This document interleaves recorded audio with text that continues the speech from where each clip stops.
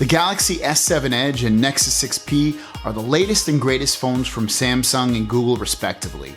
The S7 Edge meets and beats the specs of the Nexus 6P in every category, but specs don't tell the whole story. Software does. Both phones run Marshmallow 6.0.1, but only the Nexus 6P runs pure vanilla Android, while the S7 Edge has Samsung's TouchWiz layered all over it. Let's talk about where the S7 Edge beats the Nexus 6P. The S7 Edge Super AMOLED 2K display is better in direct sunlight, has deeper and richer colors, and looks better overall.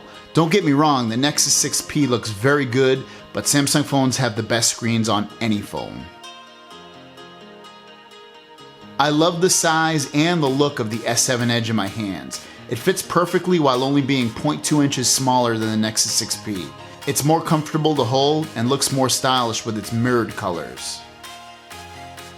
The S7 Edge has a 3600 mAh battery versus the 3450 mAh battery in the Nexus 6P. The battery does seem to last a lot longer in the S7 Edge while also offering wireless charging, something the Nexus 6P does not. The S7 Edge software adds some nice features like running multiple windows at once, something the Nexus 6P won't get until Android N is officially released, and an always-on display to show things like the time and date. Both phones offer quick access to open the camera, but the S7 Edge loads faster and captures more vibrant colors when it takes photos. The S7 Edge also offers optical image stabilization when capturing videos on the front and rear cameras, something the Nexus 6P simply tries to do with their software but not very well.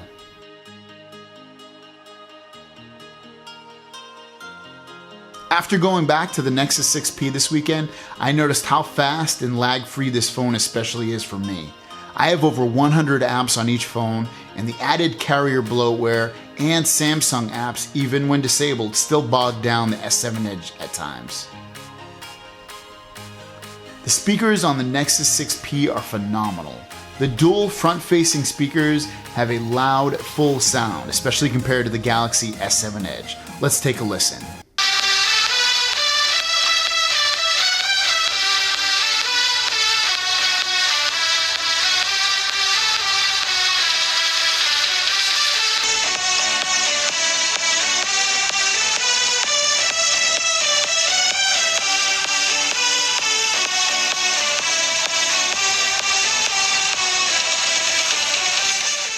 USB-C is a brand new technology to Android phones in 2015, and the Nexus 6P has it, while the 2016 S7 Edge does not.